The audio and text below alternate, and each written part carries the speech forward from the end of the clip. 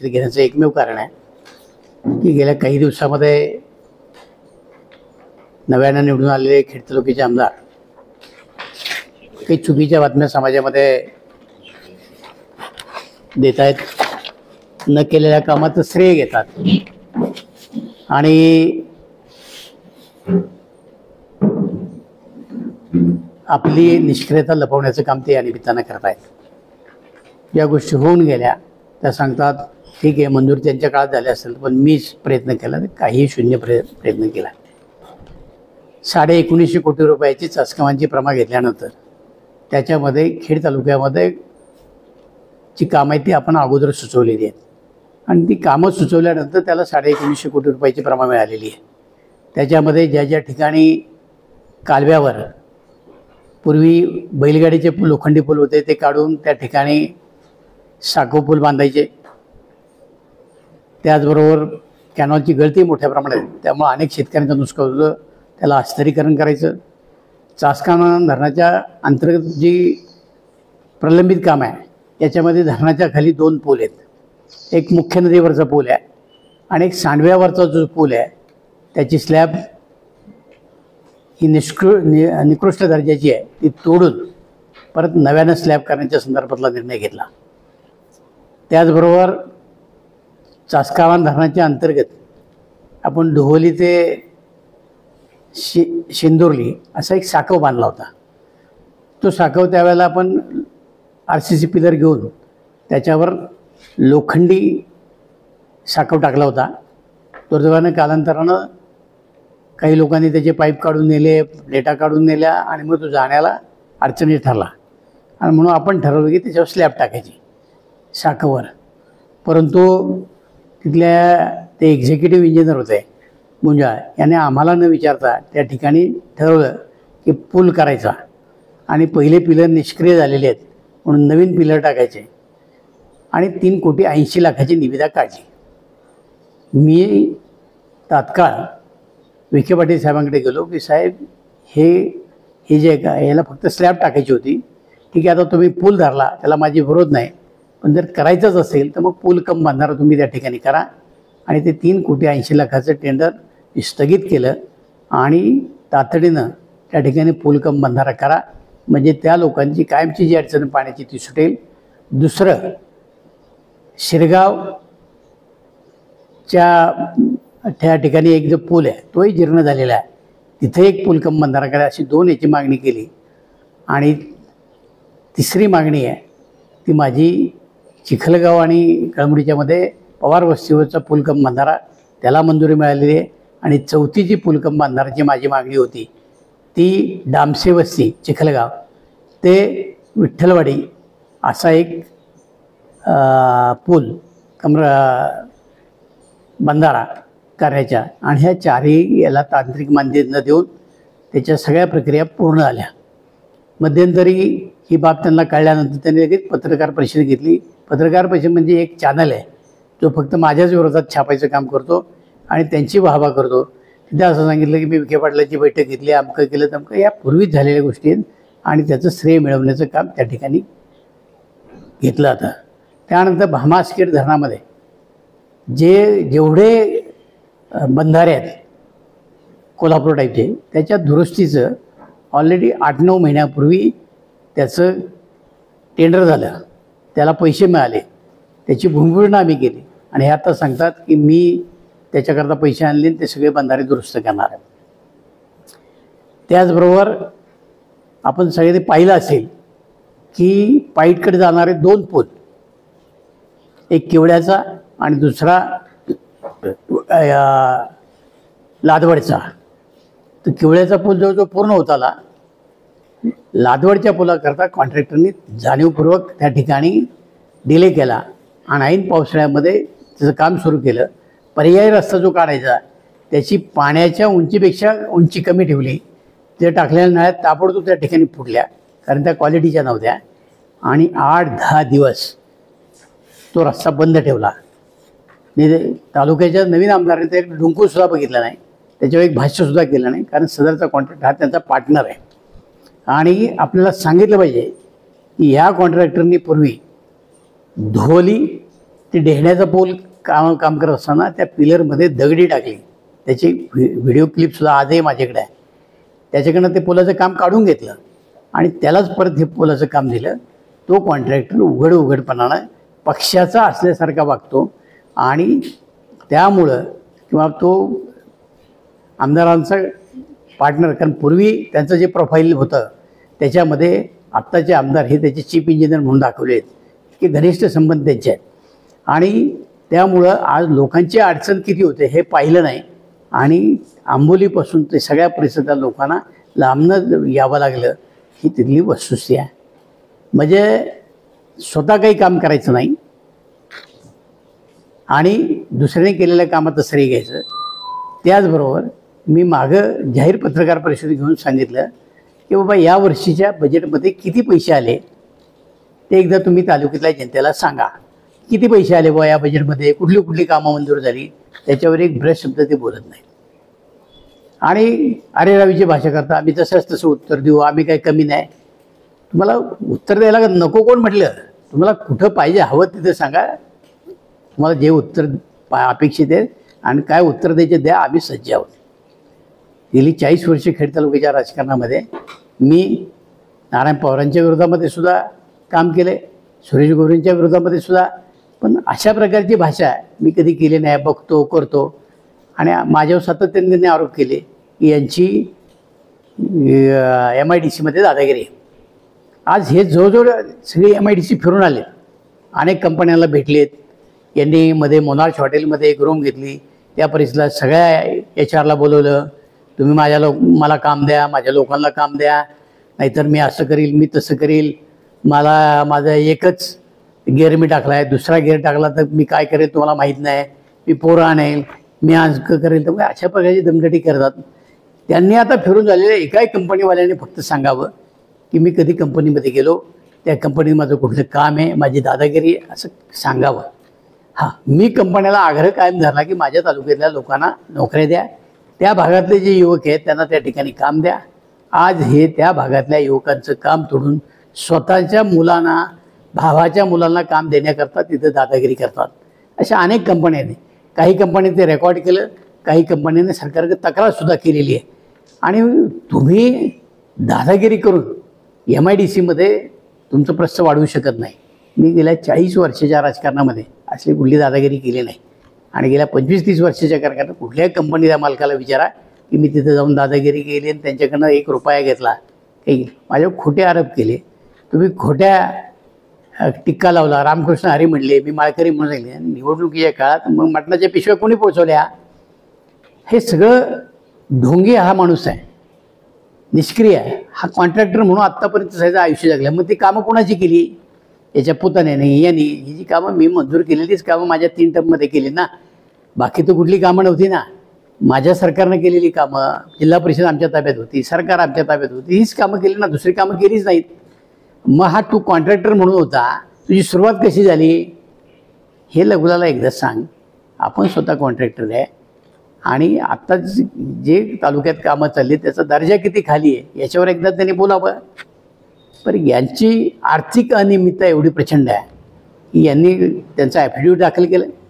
ॲफिडेविटमध्ये तुम्ही एकदा बघा की त्यांनी भैरवनाथ पतसंस्थेकडनं कर्ज घेतलं, त्यांनी राजगुरू सहकारी बँकेकडनं कर्ज घेतलं, काही पतसंस्थाकडनं कर्ज घेतलं, गाड्यांच्याकरता कर्ज घेतलं.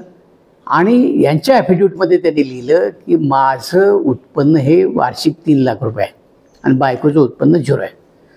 0 उत्पन्न असणाऱ्या बायकोला 1.5 कोटी रुपयाचं कर्ज कसं मंजूर होतं? यांना 3 कोटी रुपयाचं कर्ज कसं मंजूर होतं? यांनी बँकांना दिलेली जी कागदपत्रं आहेत तीच मुळात फॉल्टी आहेत. ती ॲडजस्टमेंट करून दिलेली आहे आणि त्याच्याविरुद्ध आम्ही इलेक्शन पिटिशन दाखल केलं. ही सगळी आर्थिक अनियमितता बघून कोर्टानं इलेक्शन पिटिशन दाखल करून घेतलं. वास्तविक पाहता तुम्हाला माहिती आहे की इलेक्शन पिटिशन दाखल केल्यानंतर त्याच्यामध्ये जर तथ्य असेल आणि ते चालवण्यायोग्य असेल तरच ते ॲडमिट होतं, अन्यथा ॲडमिट होत नाही. ज्या अर्थी आमचं इलेक्शन पिटिशन ह्या कोर्टाने ॲडमिट करून घेतलं त्यावर कोर्टाच्या सुद्धा लक्षात आलं की आर्थिक तफावत प्रचंड मोठ्या प्रमाणात आहे. या सगळ्या बँकांना यांनी फसवलेले आहे. त्यात एक वित्तीय संस्था आणि एक बँक ही यांच्याविरुद्ध कोर्टात गेली, त्यांनी यांनी गाडीचे हप्ते भरलेच नाही. आजही तालुक्याचा आमदार कोर्टामध्ये जातोय, चक्रा मारतोय, ही वस्तुस्थिती आहे. आणि ते लोकांना खोटं सांगतात. आज सगळ्या अधिकाऱ्यांकडे जातात की मी 17 कोटी रुपये खर्च केलेत, मी कसे वसूल करायचे. मग जर तुम्ही काही अधिकाऱ्यांकडे ते रेकॉर्डसुद्धा आहे, त्यांनी सांगावं की तुम्ही 17 कोटी खर्च केले, ते दाखवलेत का हिशोबामध्ये आहे. तुम्हाला खर्च करायचा अधिकार किती आहे, तुम्ही एवढे खर्च केले कसे म्हणता. आणि काही अधिकाऱ्यांना ते सांगतात नाही नाही मला तुम्ही महिन्याला एवढं असं केलं पाहिजे, कसं केलं पाहिजे. म्हणजे तुम्ही एक प्रकारे अधिकाऱ्यांना भ्रष्टाचार करायला लावताय. म्हणजे सर्वसामान्य माणसाला त्याचा त्रास होतो. कुठलाही अधिकारी ज्या वेळेला एखाद्या पदाधिकाऱ्याला पैसे देतो तो लोकांच्या खिशातनंच काढून देतो ना. आणि म्हणून खेड तालुक्यामध्ये भ्रष्टाचाराचा सुळसुळा झाला आहे. महसूल खात्यातला भ्रष्टाचार आता शिगेला पोचला आहे. पोलीससुद्धा तेच करतात. दिवसाढवळ्या काही गोष्टी घडतात, त्याच्याबद्दल बरे शब्द बोलायचं नाही. इथं भांडणं मारामाऱ्या सगळ्या गोष्टी होतात. काही ठिकाणी तर यांचेच बगलबच्चे त्याला कारणीभूत आहे.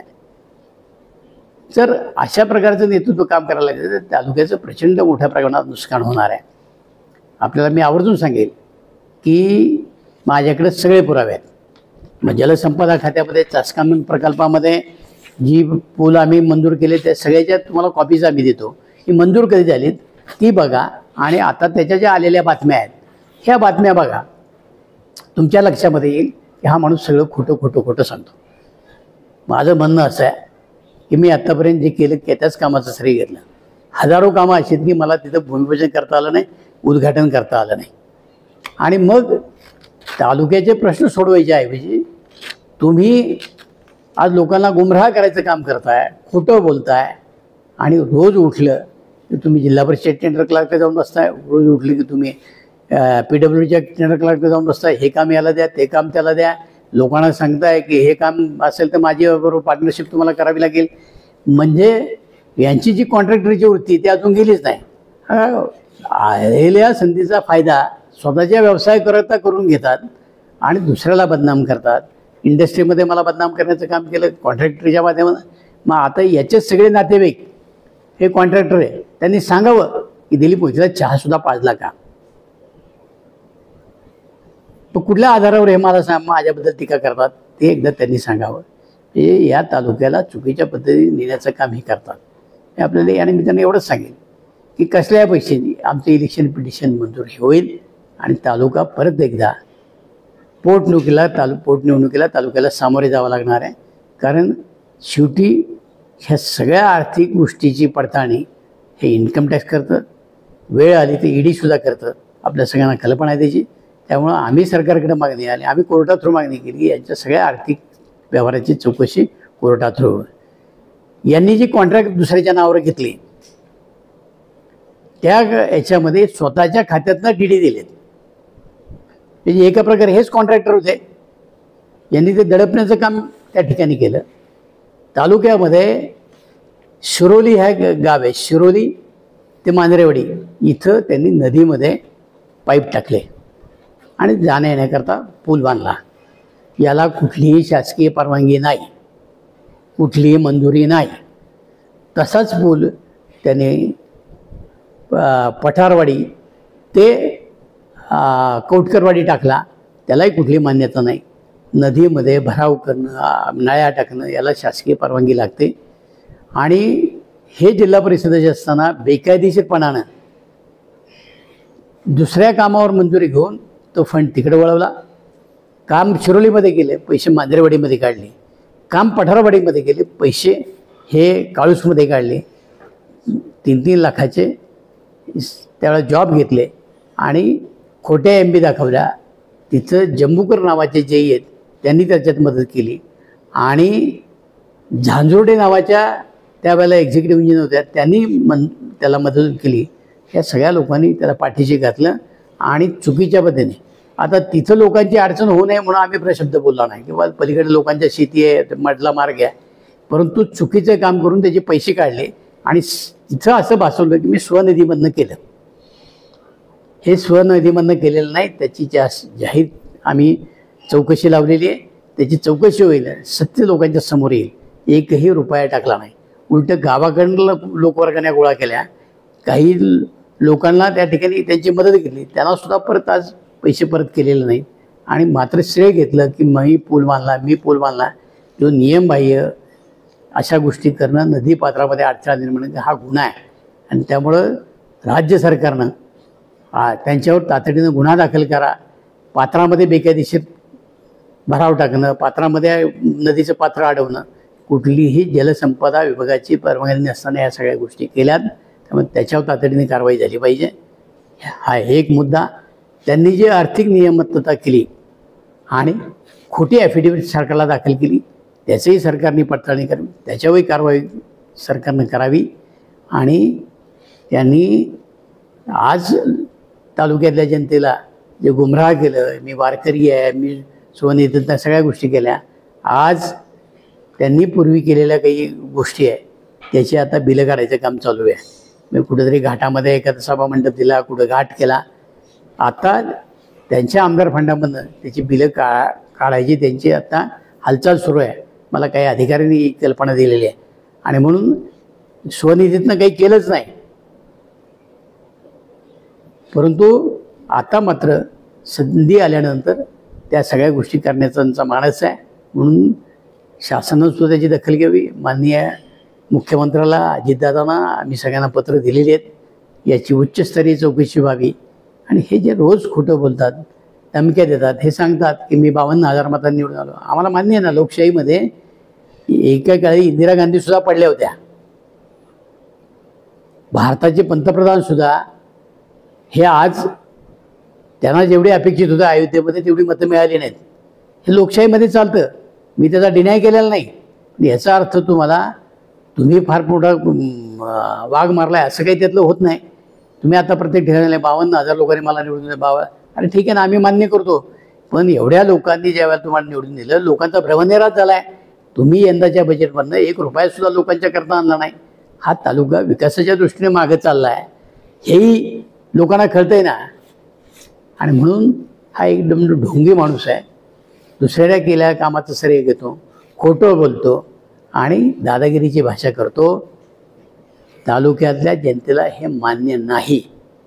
आणि म्हणून माझी आपल्या पत्रकार बांधवांच्या माध्यमातून ही माहिती जनतेपर्यंत जाऊ द्या, एवढीच विनंती करण्याकरता आपल्याला बोलवले. धन्यवाद.